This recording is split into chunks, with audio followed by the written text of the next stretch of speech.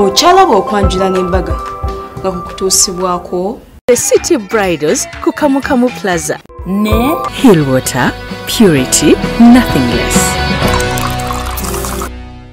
Kulikayo mukana mbulango kwe bali kwera ngo cyali mukaba Delta TV tukole mwene sawa tuleta mukolo mulala naye nga gamba mukwano gomesi zino nzijja ku Charities by the World tulina gomesi z'abagole ezababuuza sari biyindi byonna tubiyina tulina buli service ya mukolo gwe jangwe waffe tukutekera omukolo gwo mu lunaku lumu because eno bagiyita bridal supermarket ate ngato mukwano osobola zijje wakato sales center nga bulijjo nkolera waneno ku Malakai Ecology osokulya ekyennyanja wedding reception dinner parties, bridal shower byonna bikolera ne ku Malakai Ecology Entebbe Road Ekitende atera ne gamba nti mukwano gwange ku City Bridals waliyo gowns ne change dresses ne men's dresses opangisayo gown yemu ne bakwirako men's dresses za werere wali eri Kamu Plaza ku Entebbe Road eduka number GF34 mu kaseera kano tugera wali eri Natete ewa Haji Sibyangu ku Sibyangu hotelo era nga Haji Sibyangu muwala we bambi yanywa bulungi nnyo amata n'amazzi mukyala wa kitiibwa akumanya nga wa kitiibwa n'ekitiibwa yakifuna ye Lord Councillor w'abavubuka mu Kampala mu KCCA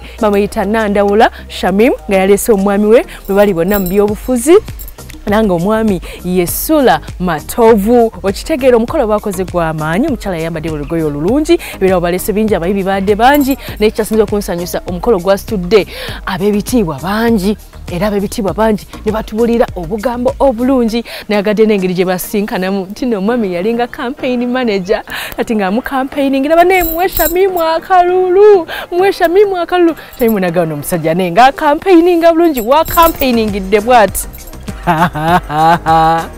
katubirabe toba ku Delta TV tukole nkwagala nnyo.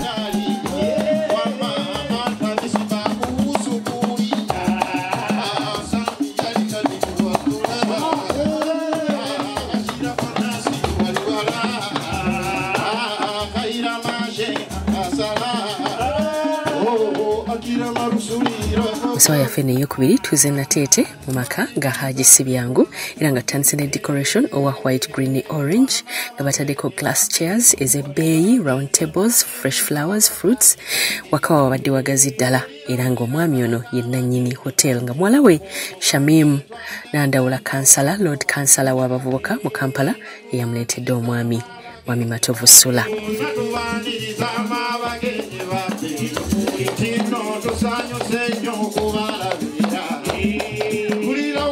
Gazebo Makati nayo yatimbiddwa bulungi naku zino bataddeko nnyo zipiro tino piro bazeetanidde nnyo olw'ensonga zongera okulabisa obulungi Makati abo wamu n'omugole okufuna waafukamira oba kwatuulira singa abeera atudde.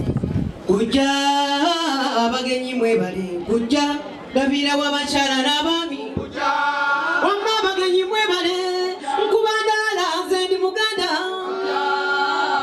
mama kalolwa leero kulabula sala kalolwa leero kulabula gamba bwennagalongala bakyala n'abaami munda mu nnyumba twafunye engoye ennungi wamu n'okukolebwako okulungi ng'omugole bw'anaafaanana.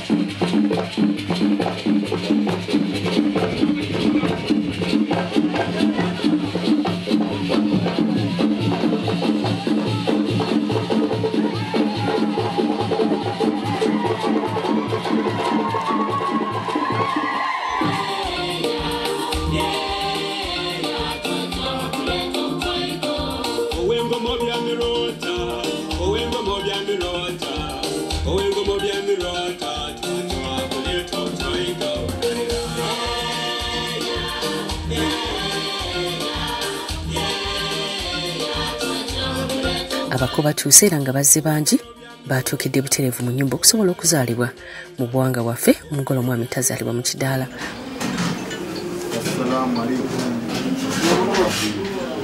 Waalaikum salam wa rahmatullahi wa barakatuh.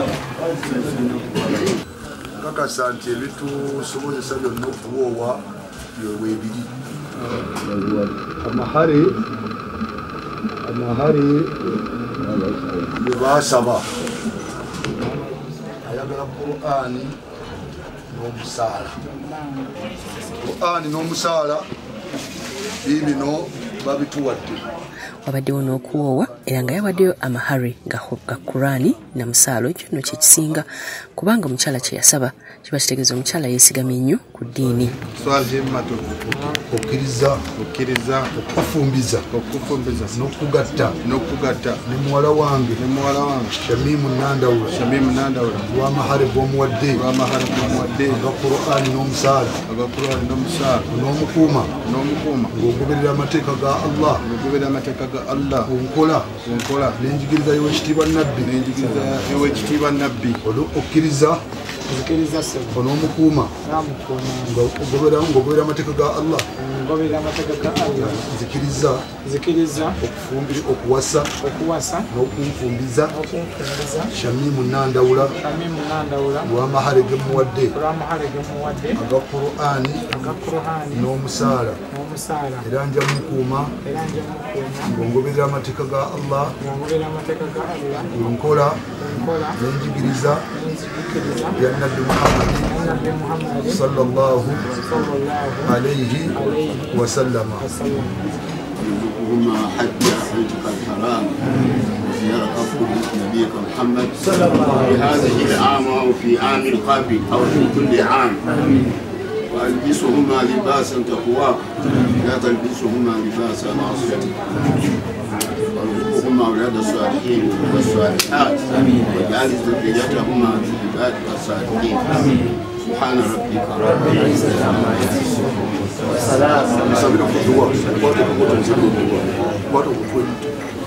Baby don't you now usembere nonze nkukwateko.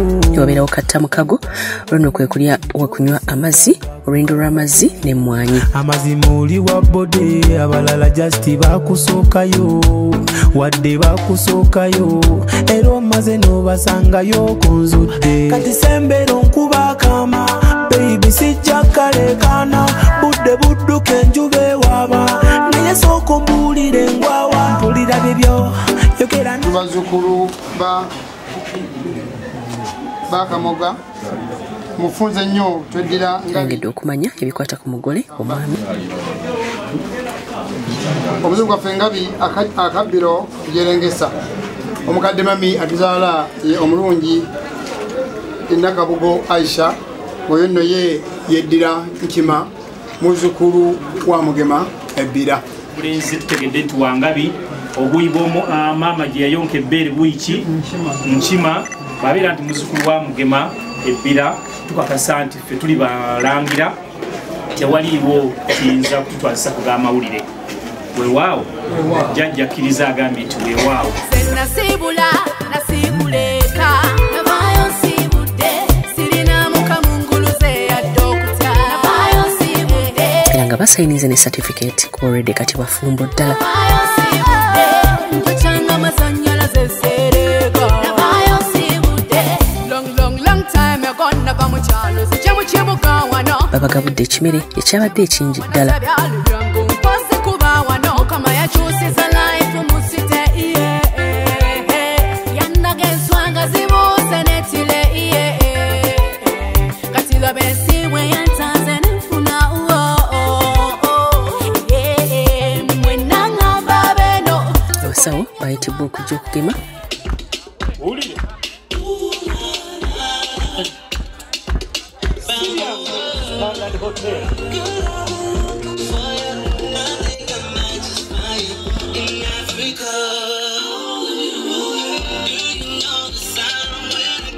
oluvannyuma abako abadde basigadde nabo ne bakkirizibwa okuyingira ekidaala. Mukolo gwa buwangwa era guli mu Buganda bwe batyo bayimbye ekitiibwa kya Buganda.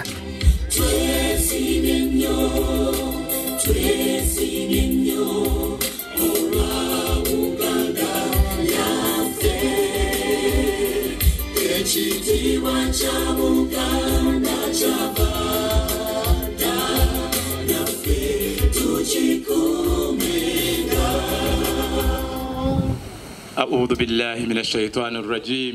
wabeerawo edduwa oba okusaba mu bannaffe abasiraamu bannaffe abatufudde abafuuse ensooka kubenga tukuŋŋaana wano bawa omukisa bawa omukisa mu bufumbo bwabwe obawezza edda eddungi obongere riziki wasali llahuma ala muhammadi wa ala alihi wasahbihi wasallam walhamdulillahi rabbil alamin. Barakallahu fikum.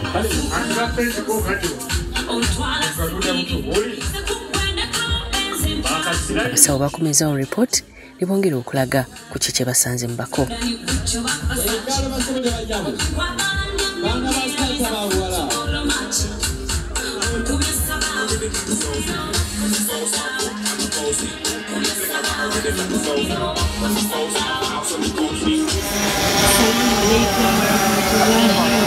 Wa alaikum assalam wa rahmatullahi wa barakatuh.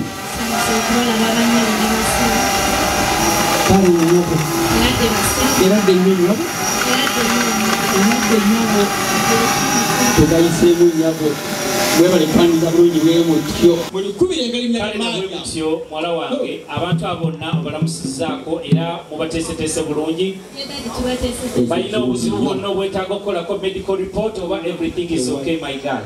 Everything was okay.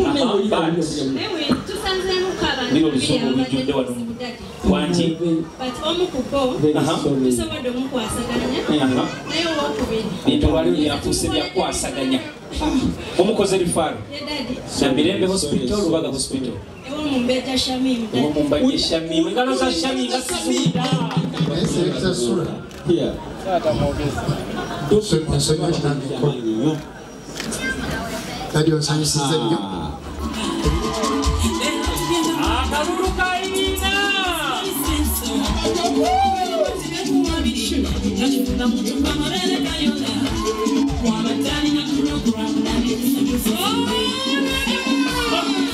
twafunye abayimbi ab'enjawulo mukolo guno gw'amaanyi kubanga ne taata wamu n'omukyala n'omwami bonna b'amaanyi.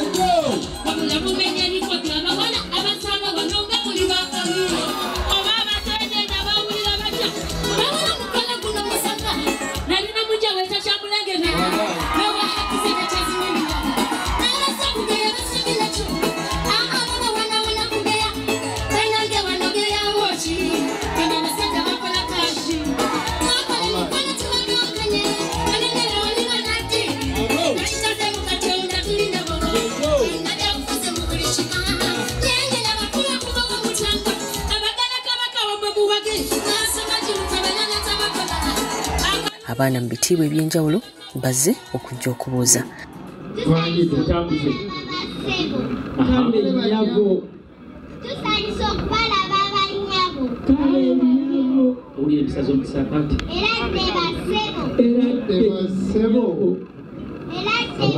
Kyonna tulina basibu. Kale naawe oyinza okubigaba ng'ateeka olina abaana ababizanyisa. Nengo liwaayo buwingi. Ali kuoda. Nali kisinzira kubanga. Bino twabijja wakeera. Byonna babisoma ku ssomero. Kale tulumbe engulu. Ono wokusatu obyaliko abitege. Buli omu ali ku kike. Halan wa sahalan wa marhaban ala swafu rabi'u al-ibtida. Assalamu alaikum warahmatullahi wa alaikum assalam wa rahmatullahi. Harufu oziwulira bakwatanga obudde asawa kasoji kwata era oba oli mutayi ono naye akulembedde mwana wajaki mwana gw'omuziki akulya bulala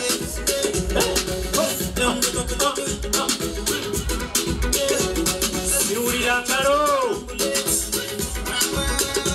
ekyo kye bayita omukulu kono kuba bwayingidde mu sente kuwoma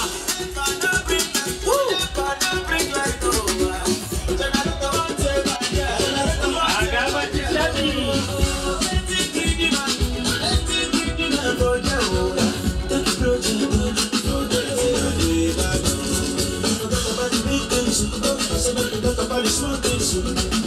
Nsanyusa okubalaba bassebo. Kale banyabo.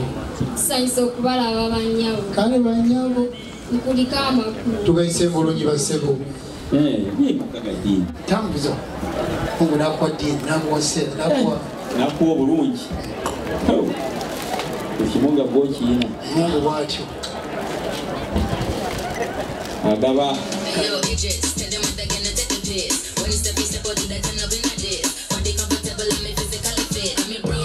Just like the chocolate. Them ones don't like me. They keep it with the alcohol. bino byana byamata twale mpolampola abaana bange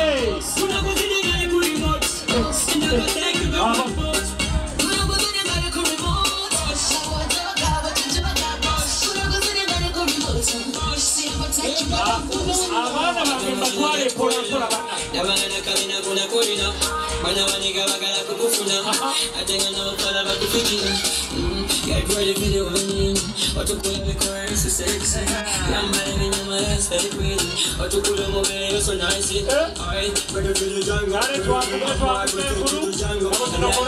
Watukuma inari wechikumba Upesa na tosi wazi kweya the kings ya Kuna kuzine gani kurimot Watujoga, watujoga Kuna kuzine gani kurimot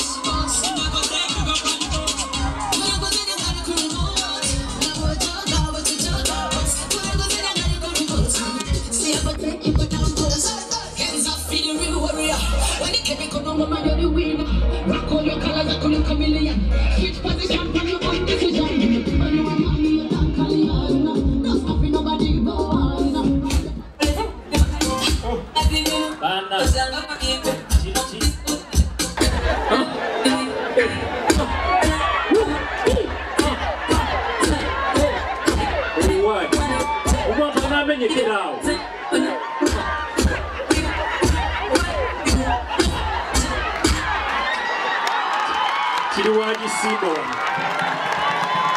Aje wewe kucheka. Elete basebo. Elete nyabo. Elete banyabo. Elete nyabo. Mukuliko amakulu. Kale basebo. Gabogeza kirimi nabo.